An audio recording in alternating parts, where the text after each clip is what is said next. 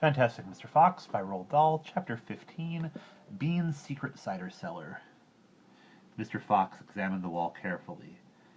He saw that the cement between the bricks was old and crumbly, so he loosened a brick without much trouble and pulled it away. Suddenly, out from the hole where the brick had been,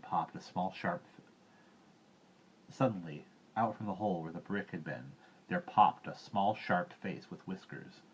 Go away, it snapped. You can't come in here, it's private. Good Lord, said Badger, it's a rat.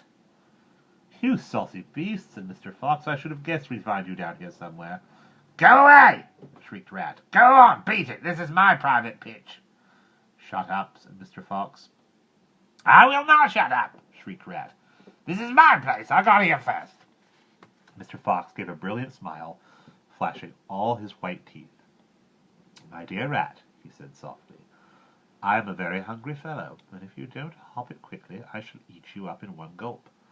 That did it. Rat popped back fast out of sight. Mr. Fox laughed and began pulling more bricks out of the wall. When he had made a biggish hole, he crept through it. Badger and the smallest fox followed him in. They found themselves in a vast, damp, gloomy cellar. This is it! Cried Mr. Fox. This is what? Said Badger. The place is empty. Where are the turkeys? Asked the smallest fox, staring into the gloom. I thought Mr. Bean was a turkey farmer. He is a turkey man, said Mr. Fox, but we're not after turkeys now. We've got plenty of food. Then what do we need, Dad? Take a good look round, said Mr. Fox. Do you see anything that interests you? Badger and the smallest fox peered into the half-darkness. As their eyes became accustomed to the gloom, they began to see what looked like a whole lot of big glass jars standing upon shelves around the walls. They went closer. They were jars. There were hundreds of them, and upon each one was written the word cider. The smallest fox leaped high into the air. Oh, Dad, he cried out.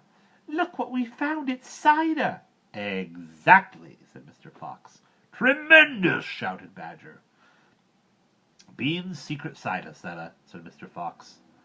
But go carefully, my dears. Don't make a noise. This cellar is right underneath the farmhouse itself. Cider, said Badger, is especially good for badgers. We take it as medicine. 1 large glass 3 times a day with meals and another at bedtime. It will make the feast into a banquet, said Mr. Fox. While they were talking, the smallest fox had sneaked a jar off the shelf and had taken a gulp. Wow! He gasped. Wowee! You must understand that this was not the ordinary weak fizzy cider one buys in a store. It was the real stuff, a home-brewed fiery liquid that burned in your throat and boiled in your stomach. Ah! Ha! Gasped the smallest fox. This is some cider. That's quite enough of that, said Mr. Fox, grabbing the jar and putting it to his own lips. He took a tremendous gulp. It's miraculous, he whispered, fighting for breath. It's fabulous. It's beautiful. It's my turn, said Badger, taking the jar and tilting his head well back. The cider gurgled and bubbled down his throat. It's like melted gold, he gasped. Oh, Foxy, it's like drinking sunbeams and rainbows. You're poaching, shrieked Rat. Put that down at once, there'll be none left for me. Rat was perched upon the highest shelf in the cellar, peering out from behind a huge jug. There was a small rubbery tube inserted in the neck of the jar, and Rat was using this tube to suck out the cider. You're drunk, said Mr. Fox. Mind your own business, shrieked Rat. And if you great clumsy brutes come messing about in here, we'll all be caught. Get out and leave me to sip my cider in peace. At that moment they heard a woman's voice calling out in the house above them.